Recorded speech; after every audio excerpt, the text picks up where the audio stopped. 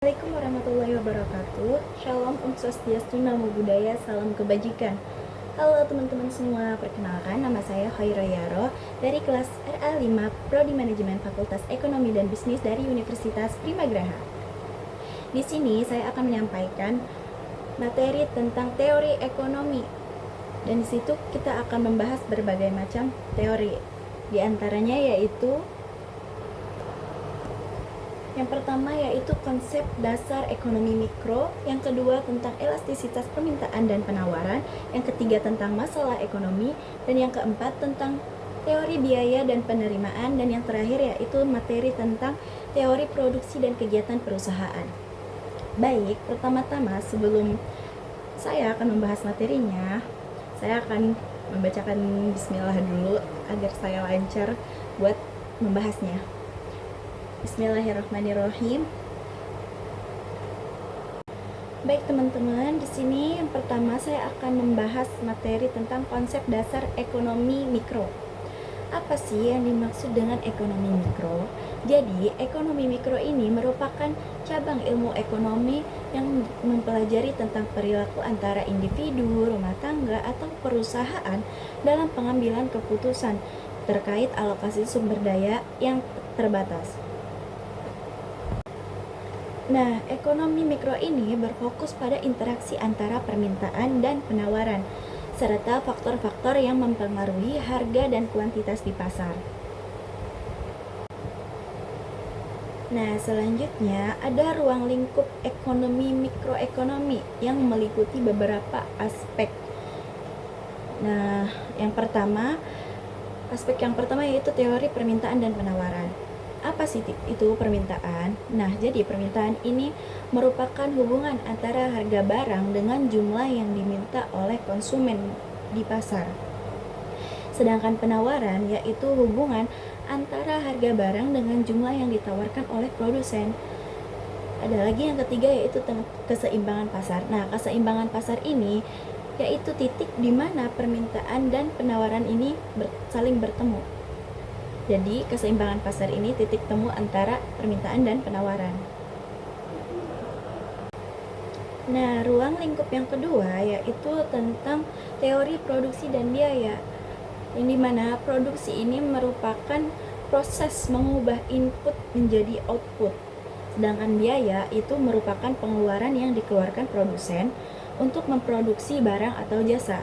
Dan yang terakhir yaitu ada teori perilaku konsumen. Nah, teori ini yaitu preferensi dan utilitas konsumen dalam menentukan barang atau jasa yang dibeli. Sedangkan teori perilaku produsen yaitu strategi produsen dalam menentukan jumlah produksi, harga, dan alokasi sumber daya alam. Selanjutnya yang akan saya bahas yaitu tentang konsep utama dalam mikroekonomi. Nah, yang pertama yaitu kelangkaan dan pilihan. Dalam konsep ekonomi mikro, kelangkaan dan pilihan yang pertama yaitu sumber daya yang terbatas memaksa individu dan perusahaan membuat pilihan yang efisien. Yang kedua, insentif. Nah, pengaruh yang memotivasi individu atau perusahaan untuk bertindak dalam perekonomian. Selanjutnya, efisiensi pasar. Nah, pasar yang kompetitif biasanya menghasilkan alokasi sumber daya yang efisien. Selanjutnya yaitu elastisitas. Nah, elastisitas ini ukuran respons antara permintaan atau penawaran terhadap perubahan harga suatu barang tertentu. Ada nggak sih contoh aplikasi ekonomi mikro? Ada, teman-teman. Contohnya yaitu analisis harga. Nah, contohnya itu seperti ini. Bagaimana harga BBM mempengaruhi permintaan transportasi umum? Nah, dalam masalah ini, suatu perusahaan mengambil keputusan untuk memproduksi. Bagaimana perusahaan memilih kombinasi input untuk memaksimalkan keuntungan. Untuk kebijakan subsidinya yaitu berdampak subsidi terhadap produksi dan konsumsi barang tertentu. Apa sih tujuan kita untuk mempelajari ekonomi mikro? Jadi tujuannya yaitu untuk memahami cara bagaimana individu dan perusahaan membuat keputusan. Selanjutnya, Tujuannya yaitu menjelaskan bagaimana harga ditentukan di pasar, menganalisis dampak kebijakan ekonomi terhadap perilaku konsumen dan produsen, dan bisa juga untuk memberikan dasar untuk perencanaan bisnis dan kebijakan publik.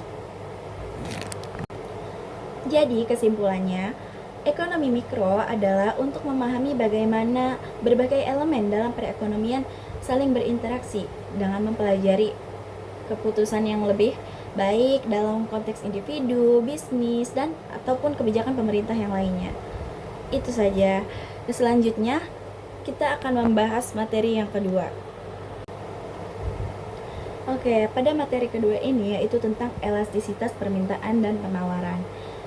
Apa sih yang dimaksud dengan elastisitas? Jadi, elastisitas ini merupakan ukuran tingkat responsivitas perubahan jumlah yang diminta atau ditawarkan terhadap perubahan faktor tertentu.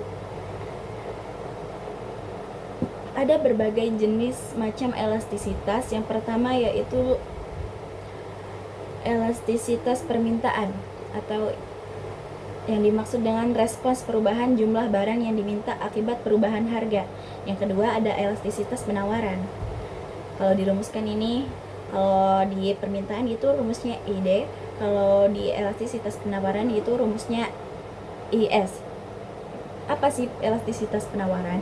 Jadi elastisitas penawaran ini merupakan respons perubahan jumlah barang yang ditawarkan akibat perubahan harga.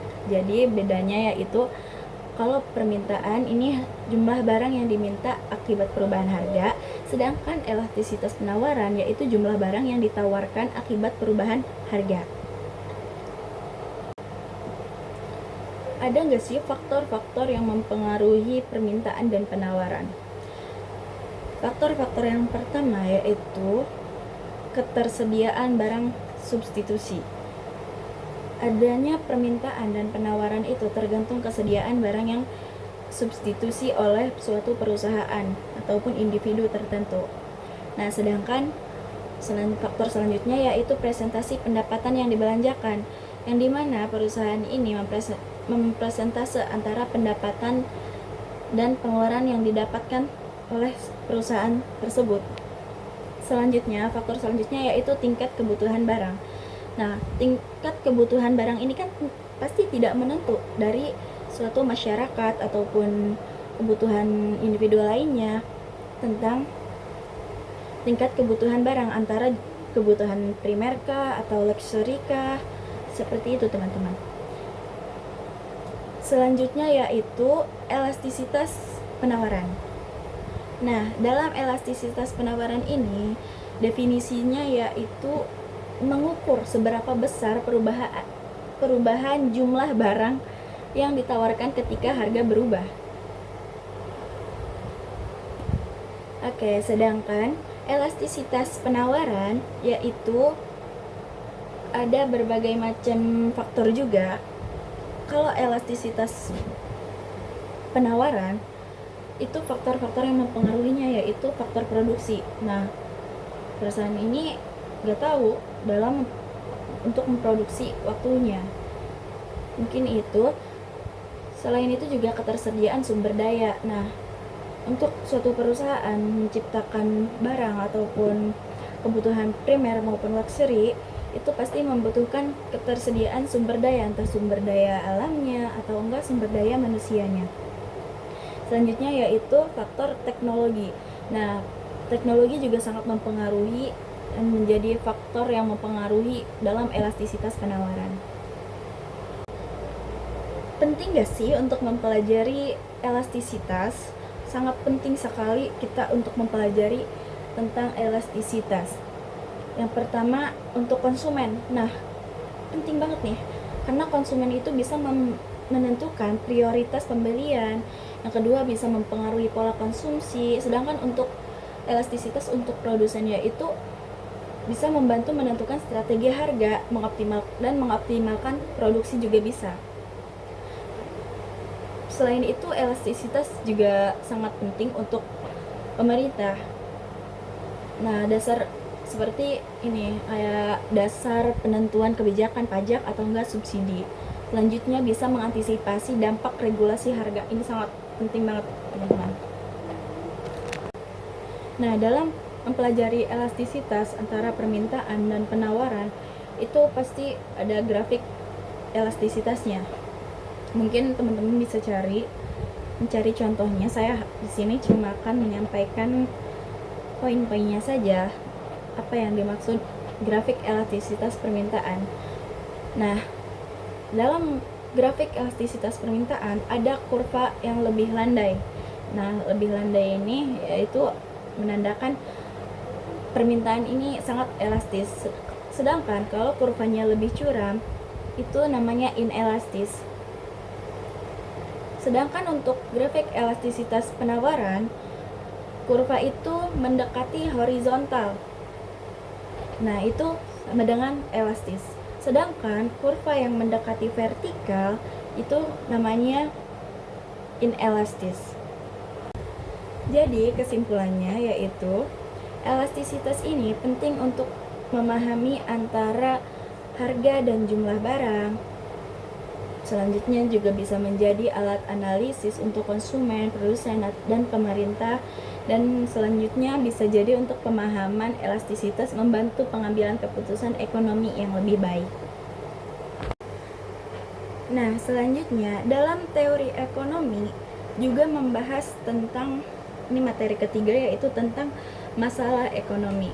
Yang di sini saya akan hanya menyampaikan tentang penyebab, dampak, dan apa solusi yang akan kita berikan ketika ada masalah ekonomi. Yang pertama, pengertiannya terlebih dahulu. Apa sih yang dimaksud dengan masalah ekonomi? Jadi, masalah ekonomi ini adalah kesenjangan antara kebutuhan manusia yang tidak terbatas dengan sumber daya yang terbatas. Tujuan pembahasan ini yaitu untuk memahami penyebab, dampak, dan solusi terhadap masalah ekonomi yang umum terjadi di sekitar kita. Ada gak sih jenis-jenis masalah ekonomi? Tentunya ada, teman-teman. Jadi, yang pertama ada jenis masalah ekonomi mikro. Yang kedua, ketidakseimbangan antara penawaran dan permintaan. Yang ketiga, monopoli atau oligopoli pasar. Yang keempat, kesenjangan upah atau ketenaga kerjaan. Selanjutnya masalah ekonomi makro. Nah, dalam ekonomi makro itu bisa seperti ada inflasi dan deflasi, meningkatnya pengangguran dan pertumbuhan ekonomi yang melambat, serta ketimpangan distribusi pendapatan. Nah, dalam teori-teori tersebut tentunya ada penyebabnya.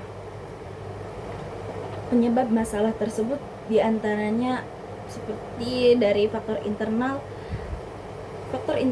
seperti kebijakan ekonomi yang kurang efektif dan korupsi dan salah kelola anggaran.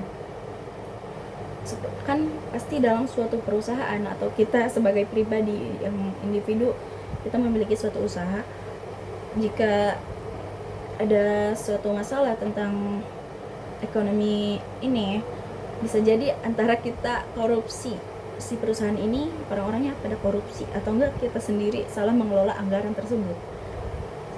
Kalau dari faktor eksternal itu seperti krisis global, seperti pada tahun 2019 itu ada COVID atau pandemi. Jadi ini tuh bisa memperlambat. Jadi ini tuh merupakan faktor eksternalnya. Selanjutnya yaitu konflik internasional. Nah, COVID ini kan secara menyeluruh ya, antara di Indonesia apalagi, dan di luar negeri pun banyak sama pandemi dan COVID itu terjadi di seluruh dan berbagai negara. Jadi itu menjadi faktor eksternal dalam ekonomi. Selanjutnya, faktor eksternal yang lainnya yaitu seperti ketergantungan pada impor atau ekspor. Nah, misal kita untuk memproduksi suatu barangnya ini, kita harus mengimpor dan mengekspor untuk kebutuhan dari permintaan tersebut. Selanjutnya yaitu dampak masalah ekonomi. Apa sih dampak yang menyebabkan adanya masalah ekonomi ini? dampak yang terjadi jika ada suatu masalah ekonomi seperti ini. Dampaknya yaitu yang pertama, penurunan daya beli masyarakat. Selanjutnya, meningkatnya angka kemiskinan. Yang selanjutnya bisa menjadi ketidakstabilan antara sosial dan politik. Dan yang terakhir, bisa menghambatnya pembangunan infrastruktur dan kesejahteraan. Kalau ada masalah, terus ada dampak, pasti ada solusi. Apa sih solusi untuk dampak dan masalah ini? Solusi dan strategi untuk mengatasi masalah ekonomi seperti ini bisa jadi kita harus bisa mengembangkan kebijakan fiskal dan moneter yang stabil ini untuk tingkat pemerintah, jadi mungkin seperti itu. Jadi kita tuh sebagai dalam pemerintahan itu harus mengembangkan kebijakan fiskal dan moneter yang stabil. Selanjutnya, bisa kita menginvestasi pada sektor produktif seperti pendidikan dan teknologi. Jangan cuma sekedar menginvestasikan hal-hal yang kurang penting saja. Selanjutnya, untuk tingkat individu atau swasta, dalam solusi dan strategi yang harus kita lakukan ketika menghadapi masalah ekonomi, yaitu dengan meningkatkan keterampilan dan pendidikan.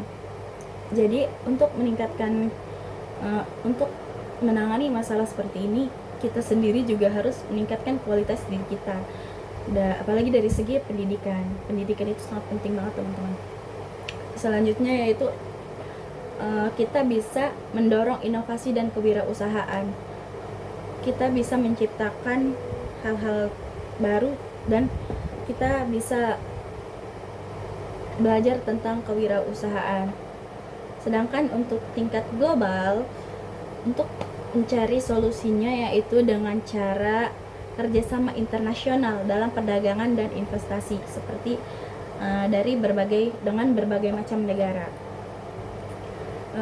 Selanjutnya, untuk tingkat global ini juga kita bisa mencari solusi dengan cara mengurangi ketergantungan pada sumber daya alam tertentu, seperti kayak penebangan hutan juga bisa menjadi dampak buruk juga kalau selalu kita menggunakan sumber daya alam seperti hutan. Dan kalau hutan itu selalu kita pergunakan untuk melakukan sebuah usaha, pasti ada juga faktor yang bisa menyebabkan yang dimana hutan ini tuh akan menjadi gundul.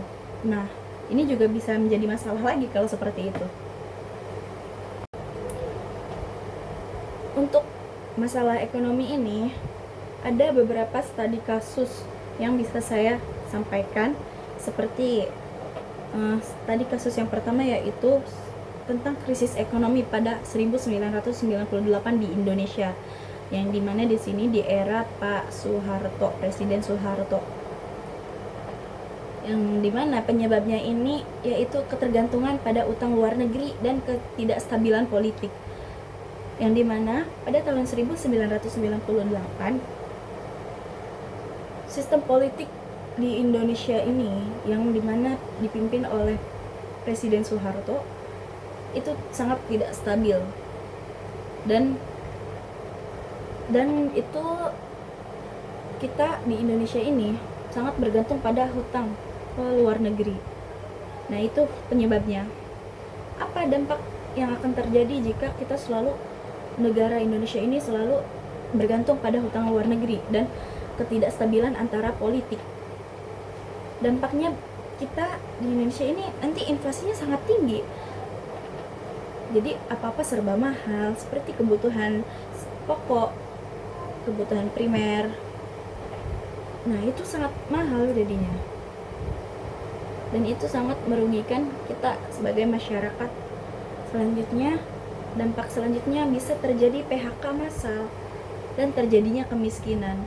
Jadi pada saat itu, di era Pak Soeharto ini, banyak sekali terjadinya PHK secara massal dari berbagai macam suatu pekerjaan karena faktor ini, karena masalah ini, dan banyaknya serta kemiskinan. Lalu apa solusi yang akan diberikan ketika ada penyebab dan dampak seperti ini. Solusi yang akan kita lakukan, kita bisa reformasi ekonomi dan pemerintahan. Reformasi ekonomi ini seperti kita mengolah kembali dan ini solusi selanjutnya, yaitu secara sistem pemerintahan ini kita harus, waktu itu saya menonton film yang judulnya 1998. Nah, itu untuk mencari solusinya yaitu dengan meruntuhkan Presiden Soeharto, dengan memberhentikannya Presiden Soeharto, lalu itu bisa menjadi solusi. Karena sistem pemerintahan di Indonesia pada saat itu selama berapa tahun? 32 tahun menjabat sebagai presiden Pak Soeharto ini. Dan itu Pak Soeharto sangat berkegantungan kepada negara lain untuk menangani masalah ekonomi yang ada di Indonesia, padahal itu salah besar. Jadi itu. Selanjutnya ada lagi studi kasus tentang ekonomi global pada 2008 yang dimana penyebabnya ini tentang subprime mortgage di Amerika Serikat. Dampaknya yaitu dampaknya tentang runtuhnya pasar saham global. Jadi saham global ini sangat turun. Apa solusi yang akan kita lakukan? Solusi yang akan kita lakukan yaitu stimulus fiskal besar-besaran oleh banyak negara.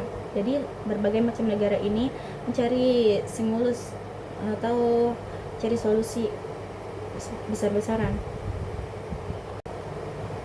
Jadi kesimpulan tentang masalah ekonomi ini adalah tantangan yang membutuhkan kerjasama antara berbagai pihak. Selanjutnya yaitu penanganan harus dilakukan secara terintegrasi antara pemerintah, masyarakat, dan komunitas internasional. Dan dengan perencanaan dan pelaksanaan kebijakan yang tepat, maka masalah ekonomi ini akan diminimalkan, bahkan bisa jadi sampai selesai, tidak akan terjadi masalah yang terulang kembali. Baik, memasuki materi yang keempat tentang biaya dan penerimaan. Pengertian biaya dan penerimaan. Apa sih yang dimaksud biaya? Biaya atau dalam bahasa Inggris cost, yaitu pengorbanan sumber daya ekonomi untuk menghasilkan barang atau jasa. Sedangkan penerimaan yaitu atau dalam bahasa Inggrisnya revenue. Ini merupakan pendapatan yang diterima dari penjualan barang atau jasa.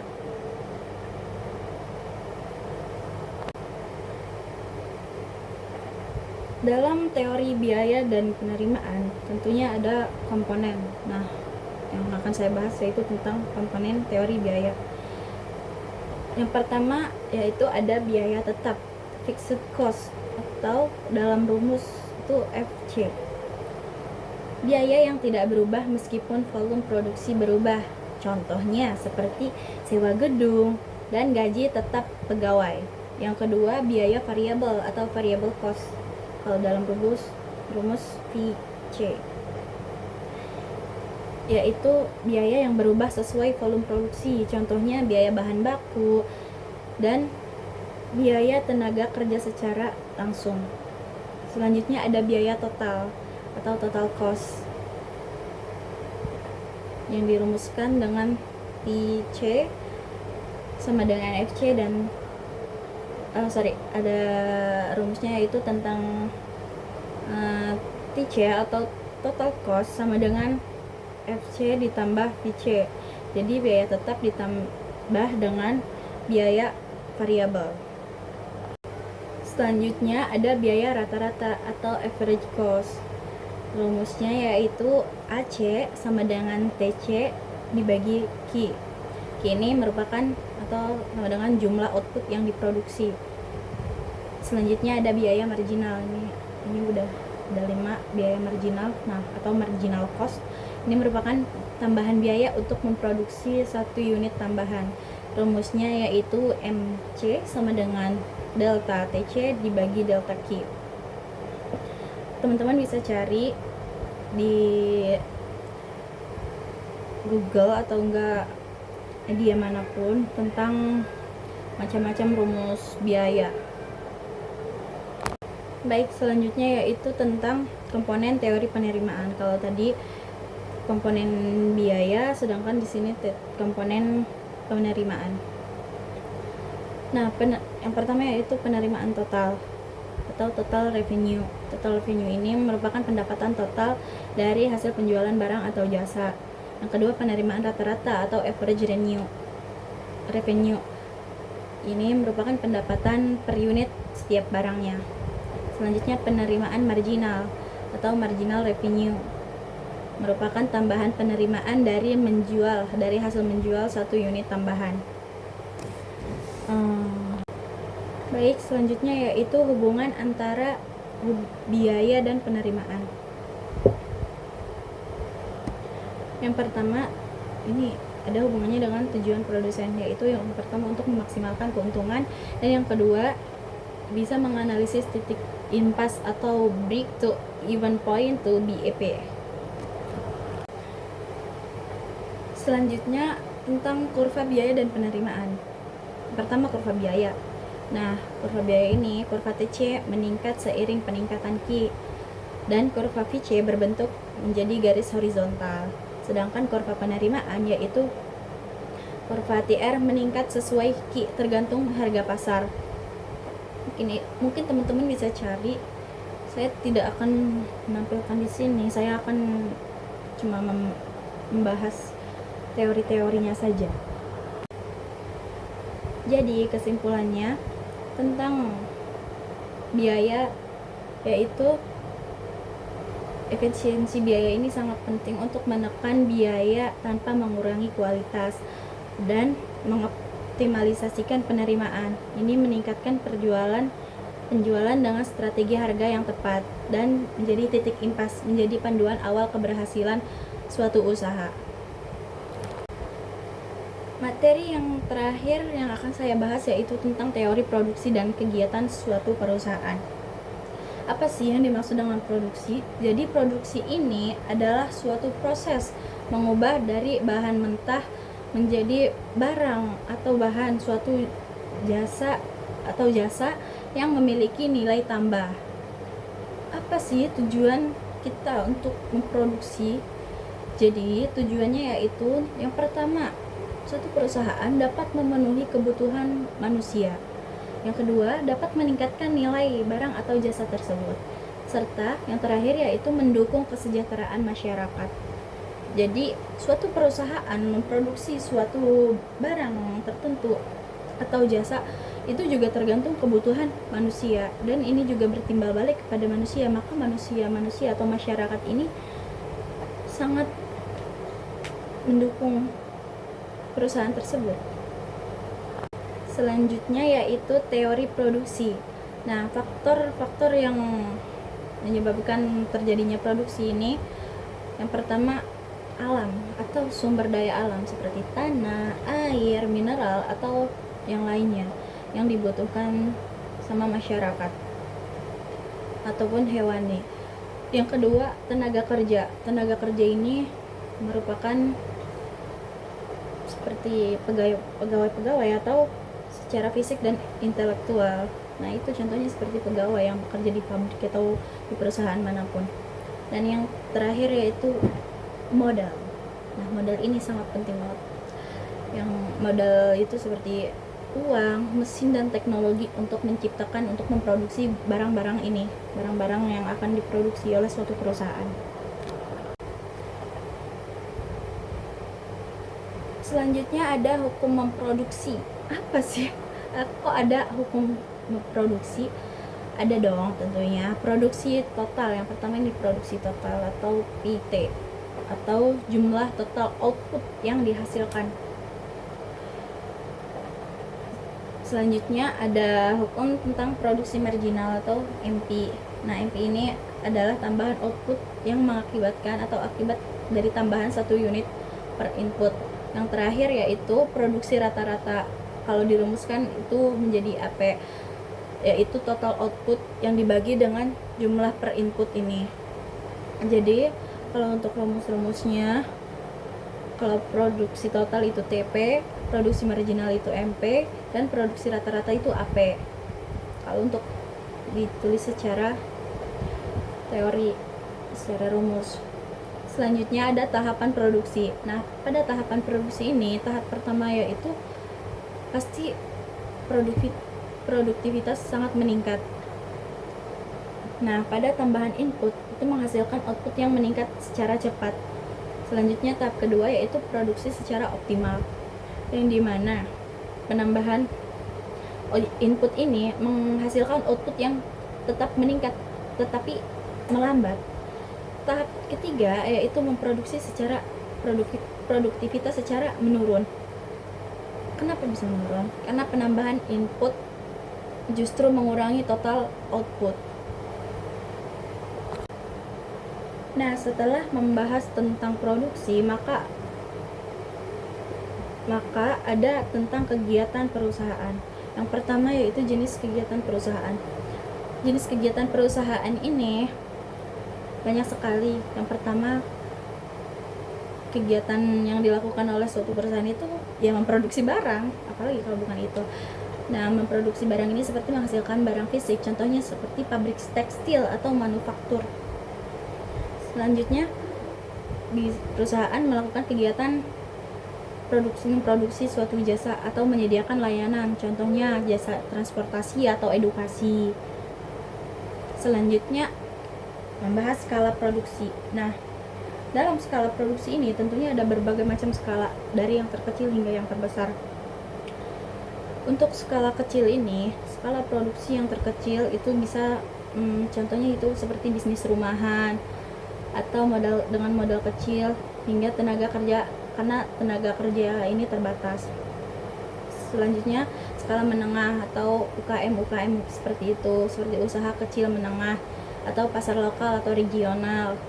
Dan yang terakhir dalam skala besar. Nah, dalam skala besar ini yaitu ya seperti perusahaan besar seperti PT-PT atau pasar internasional seperti mall atau yang secara internasionalnya juga. Setelah itu ada fungsi perusahaan. Fungsi yang pertama yaitu perusahaan dapat berfungsi menghasilkan barang atau jasa untuk memenuhi permintaan pasar. Ya, apalagi kegiatannya jika bukan untuk menghasilkan barang atau suatu jasa untuk memenuhi permintaan pasar. Selanjutnya bisa menciptakan lapangan kerja. Nah, dalam suatu perusahaan pasti ini sangat membutuhkan banyak tenaga kerja. Maka dari itu ini menjadi menciptakan lapangan kerja untuk para masyarakat yang membutuhkan suatu pekerjaan. Dan yang terakhir yaitu menambah pendapatan negara melalui pajak. Nah, suatu perusahaan juga ini sangat menguntungkan untuk negara, karena kita ketika melakukan ekspor atau impor itu pasti ada pajak dari berbagai negaranya ini, dan itu sangat menguntungkan untuk negara. Ngomong-ngomong tentang produksi, pasti penting dong adanya efisiensi produksi. Nah, pentingnya efisiensi produksi ini, yang pertama ada manfaat efisiensi. Manfaat yang pertama yaitu menekan biaya produksi. Yang kedua, meningkatkan daya saing produk di pasar. Dan yang ketiga, memaksimalkan keuntungan. Yang kedua, strategi efisiensi. Nah, strategi efisiensi ini merupakan yang pertama ada inovasi teknologi. Teman-teman bisa cari pengertiannya. Saya tidak akan menjelaskan, saya cuma menyebutkan poin-poinnya saja yang saya ingat dari materi yang sudah saya pelajari. Yang kedua ada pelatihan tenaga kerja, dan yang terakhir yaitu pengelolaan sumber daya secara optimal.